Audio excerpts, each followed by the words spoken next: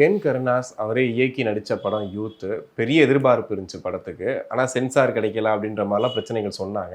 இன்னைக்கு படம் ரிலீஸ் ஆயிருக்கு. படம் எப்படி இருக்கு சார்? படம் நல்லா இருக்கு. இன்றைய தலைமுறை அந்த ஜென்சி கொண்டாடுகிற மாதிரியான ஒரு படமாக இருக்குது. தலைப்பு யூத்து. கிட்டத்தட்ட அந்த யூத்துகளுக்கு பிடித்தமான ஒரு படமாக அவர் பண்ணியிருக்காரு.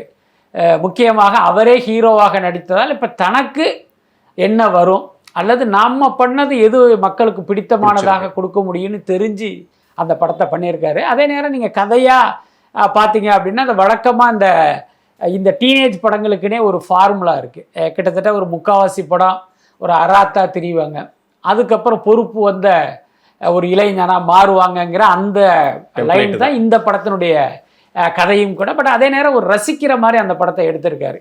ரொம்ப சுருக்கமாக சொல்லணும்னா ஒரு நடிகராகவும் கென் கருணாஸுக்கு வெற்றி கிடைச்சிருக்கு, ஒரு இயக்குனராகவும் ஜெயிச்சிருக்கார்.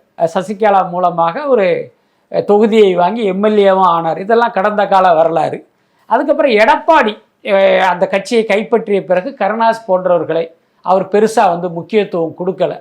அப்போ எடப்பாடியால் கைவிடப்பட்ட பிறகு அது வரைக்கும் மு.க. ஸ்டாலினையும் உதயநிதி ஸ்டாலினையும் திமுகவையும் கடுமையாக கழுவி ஊற்றிக்கிட்டு இருந்த கருணாஸ் திடீர்னு ஸ்டாலின் புகழ் பாட ஆரம்பித்து திமுக புராணங்கள் பாட ஆரம்பித்து இன்றைக்கி திமுக கூட்டணிக்குள்ளே போய் இணைஞ்சிட்டார். இப்போ திமுக கூட்டணியில் போனதாலேயே இவர் விஜயை விமர்சிக்க வேண்டிய நிலைமைக்கும் தள்ளப்பட்டார். நீங்கள் விஜயை விமர்சனம் பண்ணுங்கள், தப்பு கிடையாது. விஜய் ஒன்றும் விமர்சனத்துக்கு அப்பாற்பட்டவர்லாம் கிடையாது. அதெல்லாம் அரசியலுக்குன்னு வந்த பிறகு நிச்சயமாக யார் வேணாலும் விமர்சிக்கலாம் அவரை.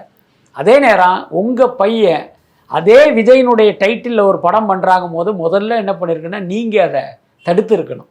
என்ன, நான் விஜயை திட்டிக்கிட்டு இருக்கேன்ப்பா, நீ விஜய் டைட்டிலில் படம் பண்ணினா அது எனக்கு ஒரு இதாக இருக்கும், அதனால் அதை பண்ணாதேன்னு நீங்கள் சொல்லியிருக்கணும். ஆனால் நீங்கள் என்ன நினைக்கிறீங்க, தன்னுடைய மகனின் வெற்றிக்கும் தன்னுடைய மகனுக்கு ஒரு கவன ஈர்ப்பு கிடைப்பதற்கும் விஜயினுடைய டைட்டில் தேவை அப்படின்னு அந்த விஷயத்தை கண்டும் காணாமல் இருக்கீங்க.